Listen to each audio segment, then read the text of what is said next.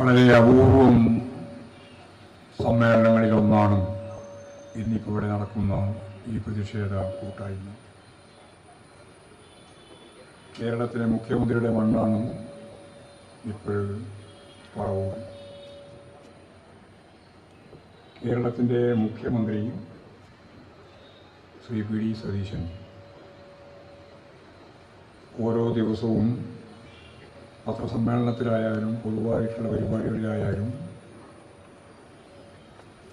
പറയുന്ന കാര്യങ്ങളിൽ പലതും കളവായിട്ടാണ് നമ്മൾ വായിക്കുകയും കേൾക്കുകയും ചെയ്യുന്നത്. ഒരു കളവ് പറയുന്ന പ്രതിപക്ഷ നേതാവായിരുന്നു മുമ്പ്. ഇപ്പോഴൊരു സ്ഥാനം മാറിയിട്ടും ആ കളവ് പറയുന്നതിൽ ഒരു മാറ്റവും മുഖ്യമന്ത്രിയായിട്ടും വി ഡി സതീശൻ വരുത്തുന്നില്ല. അത് മുഖ്യമന്ത്രി പദത്തിന് തന്നെ ചേർന്ന ഒന്നല്ല എന്നാണ് ലളിതമായ ഭാഷയിൽ പറയാനുള്ളത്. ഇവിടെ നിതിൻ തന്നെ കുറേ കാര്യങ്ങൾ വ്യക്തമായി നിങ്ങളോട് പറഞ്ഞു. ഇപ്പോഴും ഈ പ്രശ്നം സജീവമാവാനുള്ള കാരണം കേരളത്തിൻ്റെ ആഭ്യന്തര വകുപ്പ് കൈകാര്യം ചെയ്യുന്ന രമേശ് ചെന്നിത്തല ഇന്നത്തെ മുഖ്യമന്ത്രി വി ഡി സതീശന് നേരെ വർഷങ്ങളായിട്ട് നടന്നു വരുന്ന വിജിലൻസ് അന്വേഷണത്തിൻ്റെ ഭാഗമായി അതിൻ്റെ റിപ്പോർട്ട് ഞങ്ങൾക്ക് കിട്ടി. ആ റിപ്പോർട്ട് അനുസരിച്ച് വി ഡി സതീശൻ ഒരു കുറ്റവും ചെയ്തിട്ടില്ല. വി ഡി സതീശനെ കുറ്റവിമുക്തമാക്കുന്ന ഒരു പരസ്യ പ്രഖ്യാപനം കേരളത്തിൻ്റെ ആഭ്യന്തര വകുപ്പ് മന്ത്രി മുഖ്യമന്ത്രിയുടെ കീഴിലുള്ള വകുപ്പ് കൈകാര്യം ചെയ്യുന്ന മന്ത്രിയാണല്ലോ, മുഖ്യമന്ത്രിയെ വെള്ളപൂശി അവതരിപ്പിച്ചിരിക്കുക. ഇത് സാധാരണ രീതിയിൽ ഉണ്ടാവുന്ന ഒരു സംഭവമല്ല. സാധാരണ വിജിലൻസ് അന്വേഷണം നടന്നു, അതിൻ്റെ റിപ്പോർട്ട് ഗവൺമെൻറ്റിന് കൊടുത്തു. ഗവൺമെൻറ് ആ റിപ്പോർട്ട് സ്വാഭാവികമായിട്ടും കൊടുക്കുമ്പോഴേക്ക് തന്നെ വാർത്ത വരും, പത്രത്തിലൊക്കെ വാർത്ത വരും, ചാനലിലൊക്കെ കൃത്യമായിട്ട് കാര്യങ്ങൾ അവതരിപ്പിക്കും. സ്വാഭാവികമായിട്ടും അങ്ങനെ ഒരു സാഹചര്യം വരുമ്പോൾ ഒന്നുകിൽ മുഖ്യമന്ത്രി അല്ലെങ്കിൽ വകുപ്പ് മന്ത്രി ഈ കാര്യം സംബന്ധിച്ച് ഒരു വ്യക്തത വരുത്തും. ഇതാണ് സാധാരണയുള്ള നില.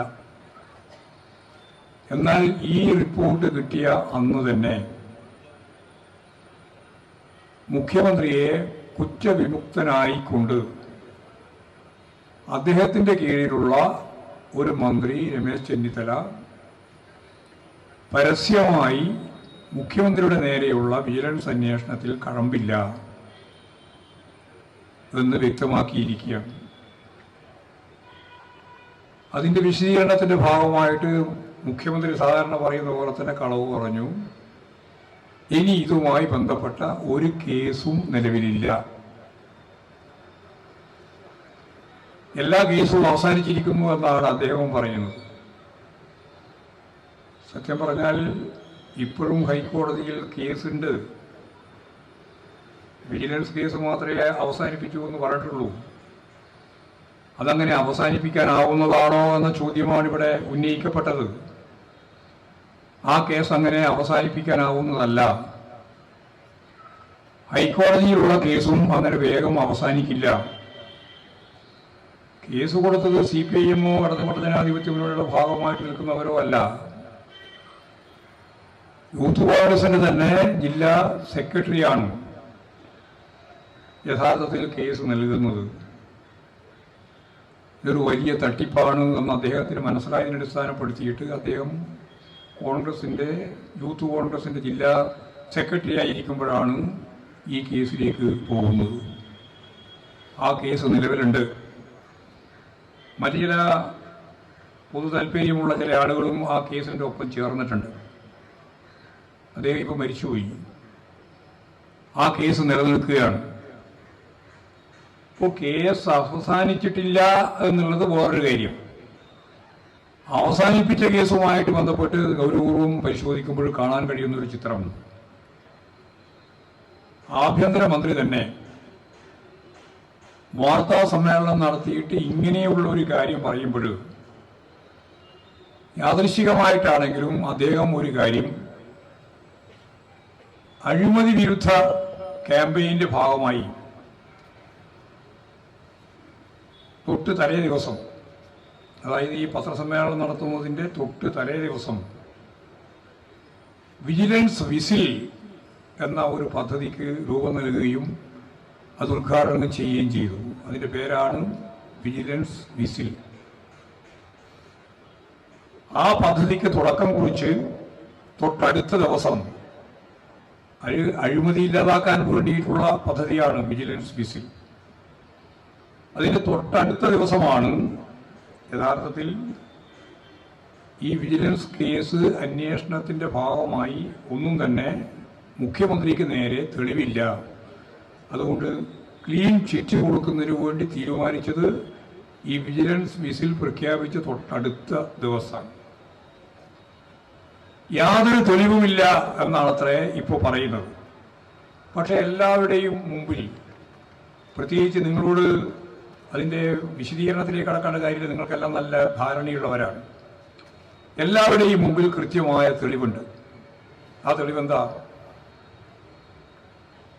വി.ഡി. സതീശൻ UK സന്ദർശിച്ചു. അതെല്ലാവർക്കും അറിയാം. അവിടെ പോയി ഒരു പരിസ്ഥിതി സമ്മേളനത്തിൽ പങ്കെടുക്കാൻ വേണ്ടിയിട്ടാണ് പോയത് എന്നാണ് അവർ ആദ്യം പറയുന്നത്. അല്ലെങ്കിൽ കളവാണല്ലോ അറിയാം. ഒരു പരിസ്ഥിതി സമ്മേളനം അവിടെ ഉണ്ടായിരുന്നില്ല. അങ്ങനൊരു സമ്മേളനത്തിന് ക്ഷണം കിട്ടിപ്പോയതുമല്ല. മാത്രമല്ല, കേരളത്തിൻ്റെ MLA എന്ന നിലയിൽ പോകുമ്പോൾ കേരള നിയമസഭാ സെക്രട്ടേറിയറ്റിൻ്റെ അംഗീകാരം വാങ്ങണം. കേരള നിയമസഭാ സെക്രട്ടേറിയറ്റിൻ്റെ അംഗീകാരം വാങ്ങിയിട്ടില്ല. 2018 എന്ന് പറയുന്നത് പ്രളയത്തിൻ്റെ പശ്ചാത്തലമാണ്. ആ പശ്ചാത്തലത്തിൽ ഇവിടെ ചൂണ്ടിക്കാണിച്ചതുപോലെ കേരളത്തിൻ്റെ മുഖ്യമന്ത്രി, അതുപോലെ കേരളത്തിൻ്റെ മന്ത്രിമാർ കേരളം അഭിമുഖീകരിച്ച ഏറ്റവും ദുരന്തപൂർണമായിട്ടുള്ള ഈ പ്രകൃതിക്ഷോഭത്തിൽ നിന്ന് കേരളീയരെ മുക്തമാക്കുന്നതിന് വേണ്ടി, രക്ഷിക്കുന്നതിന് വേണ്ടി ലോകത്തിൻ്റെ വിവിധ മേഖലയിൽ UAE ഉൾപ്പെടെയുള്ള രാജ്യങ്ങളിൽ നിന്ന് ഞങ്ങൾ സഹായം നൽകാം, നിങ്ങളിങ്ങോട്ട് വന്നോ എന്ന് ഗവൺമെന്റിന് കൃത്യമായി നിർദ്ദേശം കിട്ടിയിട്ടും ആ തുക വാങ്ങുന്നതിന് വേണ്ടിയിട്ട് വിദേശ രാജ്യങ്ങളിലേക്ക് പോകാൻ ഞങ്ങൾക്ക് അനുവാദം വേണമെന്ന് മുഖ്യമന്ത്രിയും മന്ത്രിമാരും കേന്ദ്ര ഗവൺമെന്റിനോട് ആവശ്യപ്പെട്ടിട്ടും കേന്ദ്ര ഗവൺമെന്റ് ഒരു മന്ത്രിക്കോ മുഖ്യമന്ത്രിക്കോ ദുരിതാശ്വാസ നിധി ശേഖരിക്കുന്നതിന് വേണ്ടി ഞങ്ങൾ നിങ്ങൾക്ക് തരാം, 100 കോടി രൂപ തരാം എന്ന് വാഗ്ദാനം ചെയ്ത രാജ്യങ്ങളിലേക്ക് പോലും പോകാൻ അനുവാദം കൊടുത്തില്ല. അങ്ങനെ അനുവാദം കൊടുക്കാത്ത സന്ദർഭത്തിൽ 2018 ഈ പ്രളയ പശ്ചാത്തലത്തിൽ കേരളത്തിന്റെ MLA ആയ വി.ഡി. സതീശന് കേന്ദ്ര ഗവൺമെന്റിന്റെ വിദേശത്ത് പോകാനുള്ള അനുവാദം നൽകിയിട്ടുണ്ടോ? ഇതൊരു വളരെ ഗൗരവമുള്ള ചോദ്യമാണ്. ഇനി കിട്ടിയെങ്കിൽ, അനുവാദം കിട്ടിയെങ്കിൽ ഇവർക്ക് ആർക്കും കിട്ടാത്ത ആനുകൂല്യം എന്തടിസ്ഥാനത്തിലാണ് വി.ഡി. സതീശൻ എന്ന കോൺഗ്രസ് നേതാവിന് ലഭിച്ചത്?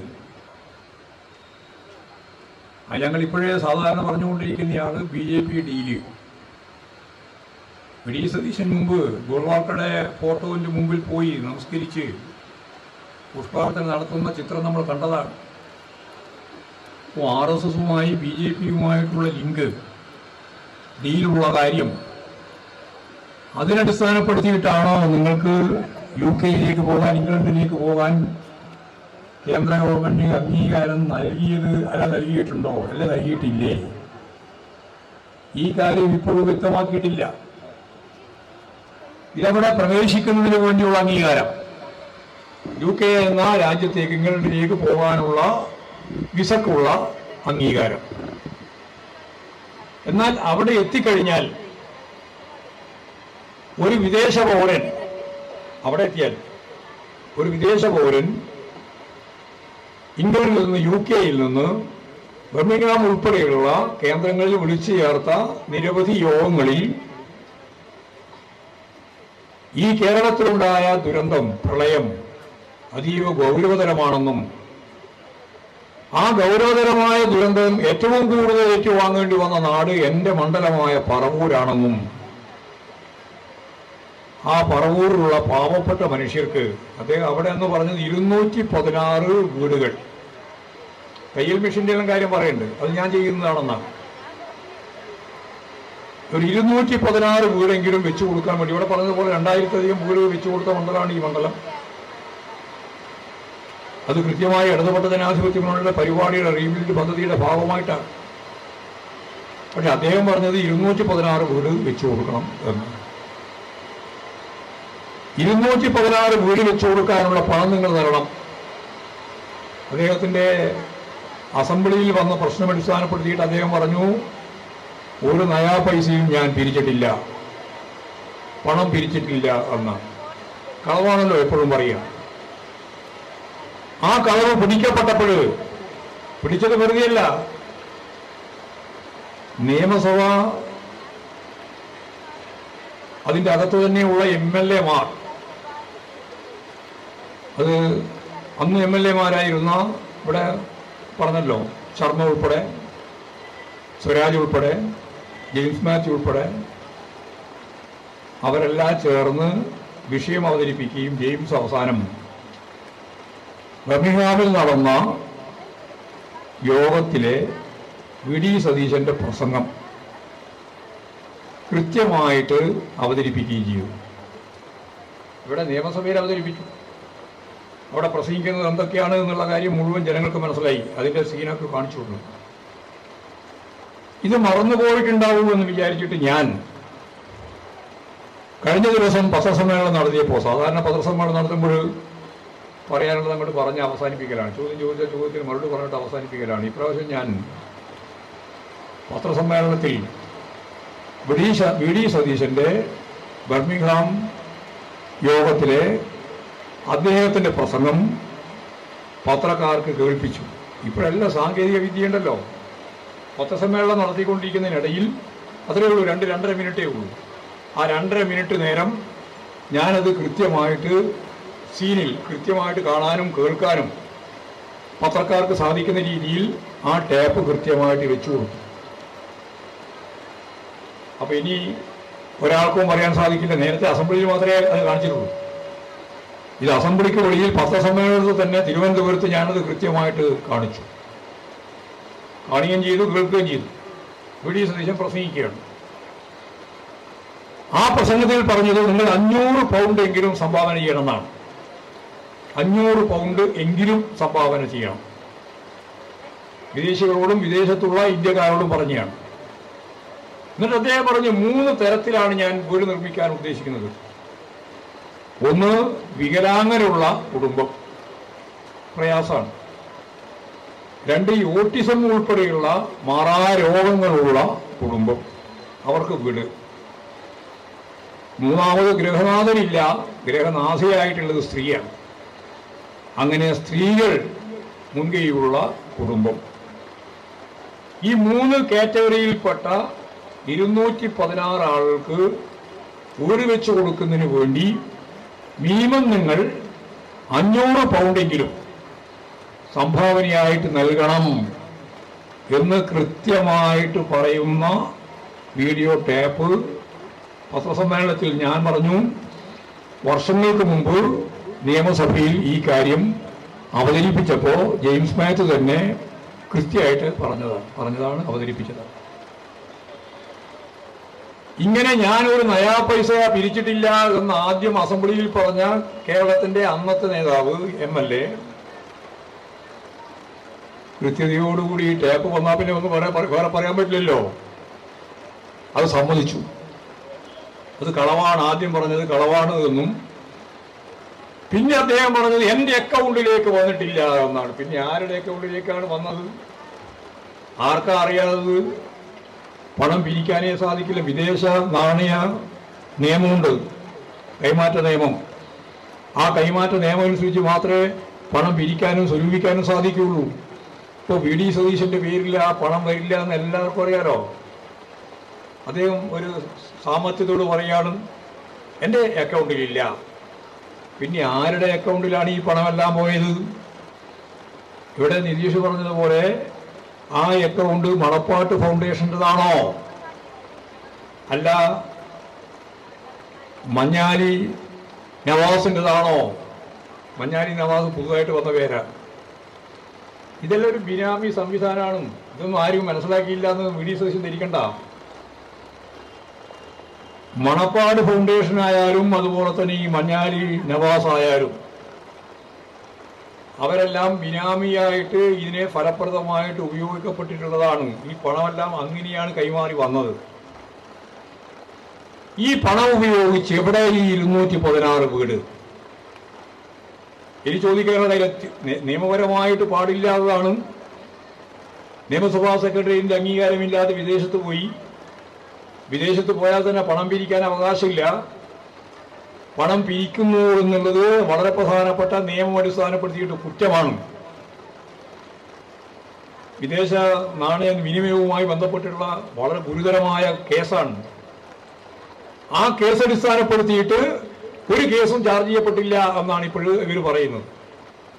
വിജിലൻസ് അന്വേഷണത്തിന്റെ ഭാഗമായിട്ട് കണ്ടെത്തിയിട്ടുള്ള കാര്യം ഇതിൽ ഇതുപോലുള്ള ഏജൻസികൾ അന്വേഷിക്കേണ്ടതുണ്ട് എന്ന് തന്നെയാണ്. ഒരു സംശയവും വേണ്ട, അവരന്വേഷിക്കാതെ ഇത് പൂർണ്ണമാവില്ല. അപ്പോൾ അവിടെ പണം പിരിച്ചിട്ടുണ്ട്. പണം നീ പറയുന്ന പോലെയുള്ള നിരവധി സംവിധാനങ്ങളിലൂടെ കൈമാറ്റം ചെയ്യപ്പെട്ടിട്ടുണ്ട്. ആ കൈമാറ്റം ചെയ്ത പണത്തിന്റെ ഭാഗമായിട്ടുള്ള എന്തെങ്കിലും കാര്യം ഈ നിയോജക മണ്ഡലത്തിന്റെ ഭാഗമായിട്ട് നിർവഹിച്ചോ? വ്യാപകമായിട്ട് പണം പിരിക്കുക, പണം പിരിച്ചതെല്ലാം പൂർണ്ണമായിട്ട് സ്വന്തമായിട്ട് അമുക്കുക. ഇതുതന്നെയാണ് നിങ്ങൾ പ്രതിപക്ഷ നേതാവും സണ്ണി ജോസഫ്, ഇപ്പോഴേ മന്ത്രി, KPCC പ്രസിഡന്റ്, KPCC ഇപ്പോഴും പ്രസിഡന്റ് തന്നെയാണ്, മാറിയിട്ടില്ല. ആ പ്രസിഡന്റുമായപ്പോൾ ഞങ്ങളുടെ ജോയിന്റ് അക്കൗണ്ടിൽ മുണ്ടക്കൈ ദുരന്തത്തിന്റെ ഭാഗമായിട്ടുള്ള ആളുകൾക്ക് വീട് വെച്ചു കൊടുക്കാൻ ഞങ്ങൾ 230 വീട് വെച്ചു കൊടുക്കുമെന്നാണ് പറഞ്ഞത്. 100 വീട് കോൺഗ്രസിൻ്റെത്, 100 വീട് രാഹുൽ ഗാന്ധിയുടേത്, 30 വീട് യൂത്ത് കോൺഗ്രസിൻ്റെത്. അങ്ങനെ 230 വീട് വെച്ചു കൊടുക്കാൻ വേണ്ടിയിട്ട് ഞങ്ങൾ പണം പിരിച്ചിട്ടുണ്ട്. പണം പിരിക്കുക എന്ന് പറഞ്ഞാൽ അതും വളരെ രസകരമാണ്. കേരളത്തിലെ ഇടതുപക്ഷ ജനാധിപത്യ മുന്നണി ജീവനക്കാർ ഉൾപ്പെടെയുള്ള എല്ലാവരോടും പറഞ്ഞു, ഫണ്ടിലേക്ക്, മുഖ്യമന്ത്രിയുടെ ദുരിതാശ്വാസ നിധിയിലേക്ക് പണം നൽകണം. അപ്പോൾ അന്ന് പ്രതിപക്ഷത്തിരിക്കുന്ന UDF തീരുമാനിച്ചു, ഒരു നയാ പൈസയും കൊടുക്കേണ്ടതില്ല, പ്രതിപക്ഷ പാർട്ടികൾ കൊടുക്കേണ്ടതില്ല, MLA മാർ കൊടുക്കേണ്ടതില്ല, MP മാർ കൊടുക്കേണ്ടതില്ല, ആരും ഒരു പൈസയും മുഖ്യമന്ത്രിയുടെ ദുരിതാശ്വാസ നിധിയിലേക്ക് കൊടുക്കേണ്ടതില്ല. മുഖ്യമന്ത്രിയുടെ ദുരിതാശ്വാസ നിധിയിൽ കൊടുത്താൽ അതിനൊന്നും വ്യക്തതയുണ്ടാവില്ല എന്ന് അന്ന് പ്രസംഗിച്ചതാണ് വി ഡി സതീശൻ. എന്നിട്ട് ഞങ്ങൾ തന്നെ രീതിയിൽ പണം പിരിക്കുമെന്നാണ്. അന്ന് KPCC പ്രസിഡന്റ് ആയിരുന്നത് നിങ്ങൾക്കെല്ലാം അറിയുന്നത് പോലെ സുധാകരനാണ്, K. സുധാകരൻ. ആരും പണം എവിടെയും വേറെ കൊടുക്കാൻ പാടില്ല, നമ്മുടെ നിധിയിലേക്ക് പണം നൽകണം. എല്ലാവരും നിധിയിലേക്ക് പണം നൽകി. MLA മാർ, MP മാർ, സാധാരണക്കാരായ ആളുകൾ, കോൺഗ്രസിന്റെ പ്രവർത്തകർ, കേരളത്തിലുടനീളം ഇന്ത്യയുടെ വിവിധ മേഖലയിൽ ലോകത്തിന്റെ പല ഭാഗത്തുള്ള ആളുകളിൽ നിന്നെല്ലാം പണം വാങ്ങി നിങ്ങൾ. അങ്ങനെ കോടിക്കണക്കിന് ഉറുപ്പ്യ കിട്ടി എന്നാണ് വെബ്സൈറ്റിൽ പറഞ്ഞത്. കോടിക്കണക്കിന് ഉറുപ്പ്യ. എത്ര കോടിയാണെന്ന് പറഞ്ഞില്ല, 100 കണക്കിന് കോടിയാണ് നിങ്ങൾ പിരിച്ചത്. ഈ 230 വീടുണ്ടാക്കുന്നതിന് വേണ്ടി യൂത്ത് കോൺഗ്രസ്സുകാർ വേറെ പിടിച്ചു, കോൺഗ്രസ്സുകാർ ഞാൻ ഈ പറഞ്ഞ പോലെ പിരിച്ചു. MP മാരും MLA മാരും പണം കൊടുത്തു എന്നാണ് പറയുന്നത്. ലോകത്തിന്റെ വിവിധ മേഖലയിൽ നിങ്ങൾ പണശേഖരണം നടത്തി. ആ പണശേഖരണം നടത്തിയത് പുനർജനി പോലെ തന്നെ. ഒരു നയാ പൈസയുടെ ബാക്കി ഇപ്പോഴില്ല എന്നാണ് പറയുന്നത്. എല്ലാം തീർന്നു പോയി. അത്ര ഒരു 4-5 കോടി ഉറുപ്പിയുടെ കണക്ക് ആകെ ഒരു കടലാസ് കൊണ്ടുവന്നിട്ട് സണ്ണി ജോസഫ് പറഞ്ഞത് ശുദ്ധ അസംബന്ധ കണക്കാണ്. വ്യക്തമായ ഒരു കണക്കും പറഞ്ഞിട്ടില്ല.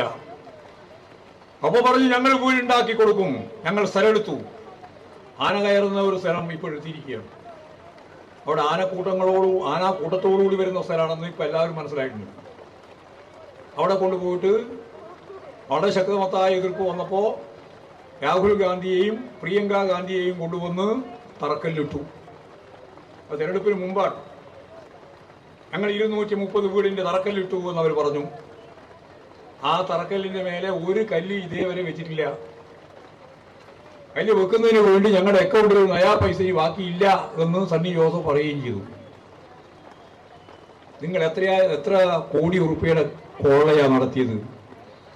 പാവപ്പെട്ട മനുഷ്യന്റെ ജീവൻ പൊലിഞ്ഞു പോയ ശവം ചൂണ്ടിക്കാണിച്ച് 2 വാർഡ് തന്നെ പൂർണ്ണമായിട്ട് ഇല്ലാതായി പോയ മുണ്ടക്കൈ ദുരന്തത്തെപ്പറ്റി, ആ ദുരന്ത ഭൂമിയിലുള്ള ആളുകൾക്ക് ഞങ്ങൾ വീട് വെച്ചു കൊടുക്കുമെന്ന് പറഞ്ഞിട്ട് 230 വീടിന് വേണ്ടി നിങ്ങളെല്ലാം ഫണ്ട് പിരിച്ച് പണം പിരിച്ച് ആ പണം മുഴുവൻ ഇപ്പോഴും എവിടെയും കാണാനില്ല. ഇത് വരുമ്പോഴാണ് നമ്മളൊരു കാര്യം മനസ്സിലാക്കേണ്ടത്. ഇത് ഇവരുടെ ഒരു സ്ഥിരം പരിപാടിയാണ്.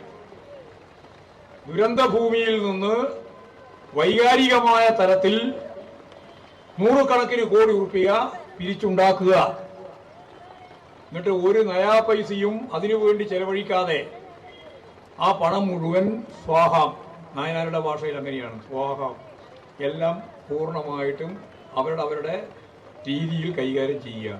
ഒരു കണക്കുമില്ല, ഒരു കണക്കും പറയുന്നില്ല. പറഞ്ഞ കണക്ക് കളവാണ് എന്ന് എല്ലാവരും സമ്മതിക്കുകയും ചെയ്യുന്നുണ്ട്. മുണ്ടക്കൈ ദുരന്തവുമായി ബന്ധപ്പെട്ട് സണ്ണി ജോസഫ് പറഞ്ഞ കണക്ക് തെറ്റാണ്. ഞങ്ങൾക്ക് ആകെ 5 കോടി ഉറുപ്പികയെ കിട്ടിയിട്ടുള്ളൂ. അതിൽ കോൺഗ്രസ്, യൂത്ത് കോൺഗ്രസ് തന്നെ 1 കോടിയിലധികം കൊടുത്തിട്ടുണ്ട് എന്ന് അവരും പറയുന്നുണ്ട്. ഈ പണമെല്ലാം എവിടെയാ പോയെ? യൂത്ത് കോൺഗ്രസ്സുകാർ പിരിച്ച മുഴുവൻ കൊടുത്തിട്ടില്ല എന്ന് എല്ലാവർക്കും അറിയാലോ. കോൺഗ്രസ് പിരിച്ച പണം അവിടെ പോയി, ജോയിന്റ് അക്കൗണ്ടിലുണ്ട് എന്നാണ് പറഞ്ഞത്. അതില്ല. അപ്പൊ അതിന്റെ മുന്നിലാണ് യഥാർത്ഥത്തിൽ 2018 ദുരന്തം വന്നപ്പോഴുള്ള ഈ ചിത്രം. ഇങ്ങനെ കളവ് ശക്തിയായി പറഞ്ഞുകൊണ്ടിരിക്കുന്ന ഒരു ഘട്ടത്തിൽ ഇവിടെ പറഞ്ഞില്ലേ, 2018 അവസാനമാകുമ്പോഴും ചോദ്യം ചോദിച്ചു, എപ്പോഴാണ് നിങ്ങൾ ഇതിന്റെ കൃത്യമായ കണക്ക് പറയുക? അപ്പോൾ വി ഡി സതീശൻ പറഞ്ഞു 2019 ഡിസംബറിൽ, എന്തോ മുഹൂർത്തം, 2019 ഡിസംബറിൽ ഞങ്ങൾ ഇതിന്റെ കൃത്യമായ കണക്ക് അവതരിപ്പിക്കും. 2019 എവിടെയും കണക്ക് അവതരിപ്പിച്ചിട്ടില്ല. പിന്നെ വി ഡി സതീശൻ പറഞ്ഞുകൊണ്ടിരിക്കുന്നത് ഞങ്ങൾ വീട് ഉണ്ടാക്കി കൊടുത്തിട്ടുണ്ട് എന്നാണ്. അതാണ് വിചിത്രമായ ഒരു കാര്യം. ഞാൻ പറവൂരാരോട് ചോദിക്കുകയാണ്, ഈ പറവൂരിൽ 216 വീടിന് വേണ്ടി പണം പിരിച്ച് വിദേശത്ത് നിന്ന് പണം കൊണ്ടുവന്ന് വിവിധ ഏജൻസികളുടെ കയ്യിലൂടെ പണം കൈമാറി ഇവിടെ എത്തിയതിനു ശേഷം വി ഡി സതീശന്റെ ഈ പറയുന്ന പുനർജനി പദ്ധതിയുടെ ഭാഗമായി ആർക്കെങ്കിലും ഒരാൾക്ക് വീട് കൊടുത്തതിന്റെ തെളിവ് പറയാനുണ്ടോ? അപ്പോഴും പറയുന്നത് 19 വീട് ഞങ്ങൾ കൊടുത്തിട്ടുണ്ട് പുനർജനിയുടെ ഭാഗമായിട്ട്. ആ 19 വീട് സ്വകാര്യ ആശുപത്രിക്കാർ അതുപോലെ തന്നെ ഓരോരുത്തരും സ്പോൺസർ ചെയ്ത് ഉണ്ടാക്കിയതാണ്. ആ 19 വീടും പുനർജനിയായിട്ട് യാതൊരു ബന്ധമില്ല. അതിന്റെ റോഡിന്റെ മേലെ പുനർജനി എന്ന് ബോർഡ് വെച്ചത് മാത്രം. ആ വീട് നിർമ്മിച്ചതൊന്നും പുനർജനിയല്ല, നമ്മുടെ മെഡിസിറ്റി ഉൾപ്പെടെയുള്ള ആളുകൾ നൽകിയതാണ്. ഒരുപാട് ആശുപത്രി അതുപോലെ തന്നെ വ്യക്തികൾ അവരെല്ലാം ചേർന്നിട്ടാണ് ഈ 19 വീട് ഉണ്ടാക്കിയത്. അല്ലാതെ പുനർജനിയുടെ ഭാഗമായിട്ടുള്ള വീടല്ല. അതുകൊണ്ടാണ് ഞാൻ അങ്ങനെ പറയുന്നത്. പുനർജനിയുടെ ഭാഗമായിട്ട് നിങ്ങൾ പറഞ്ഞ 216 വീടുകളുടെ ആ വീട്ടിൽ നിന്ന് താമസിക്കുന്നവർ ആര് എന്ന് പറഞ്ഞാൽ വെറുതെ ആരെങ്കിലും അതല്ലോ, ആരെങ്കിലും ഉണ്ടാവില്ലേ? ഒരു മനുഷ്യനുണ്ടാവില്ലേ? 216 വീടുണ്ടെങ്കിൽ 216 കുടുംബം ഉണ്ടാവില്ലേ? ആ 216 കുടുംബത്തിന്റെ പേര് പറ. നിങ്ങൾക്ക് നന്നായിട്ട് അറിയാലോ പറവൂർക്കാർക്ക്. ഞങ്ങൾക്ക് ചിലപ്പോൾ പറവൂരിലെ ആളുകൾ മനസ്സിലാവില്ല. നിങ്ങൾക്ക് മനസ്സിലാവുമല്ലോ, പറവൂരിലുള്ള ഓരോരുത്തർക്കും മനസ്സിലാവുമല്ലോ. ഇന്ന ആളുകൾക്ക് വീട് കിട്ടി. 216 ഒന്നാമത്തെ ആള്, രണ്ടാമത്തെ ആള്, 100ാമത്തെ ആള്, 216ാമത്തെ ആള്. കളവല്ലെങ്കിൽ കൃത്യമായിട്ട് വിശദമായ രേഖയുണ്ട്, വിശദമായ കാര്യങ്ങൾ അവതരിപ്പിക്കാനും കഴിയും, കണക്കും പറയാൻ കഴിയും. എന്തേ നിങ്ങൾ പറയാറുള്ളത്? എന്തുകൊണ്ടാണ് ഈ കാര്യം കൃത്യമായിട്ട് ജനങ്ങളോട് പറയാത്തത്? ഒറ്റ ഉത്തരേ ഉള്ളൂ, പറയാൻ നിങ്ങൾക്കാവില്ല. കാരണം നിങ്ങൾ ഈ പറയുന്ന 216 ആൾക്ക് വീട് കൊടുത്തിട്ടില്ല. നിങ്ങളുടെ പുനർജനിയുടെ പേര് വെച്ച 19 വീടിന്റെ കാര്യം ഞാൻ നേരത്തെ പറഞ്ഞതുപോലെ വിവിധ ഏജൻസികൾ നൽകിയിട്ടുള്ള സംഭാവനയുടെ ഭാഗമായിട്ടുണ്ടാക്കിയ വീടാണ്.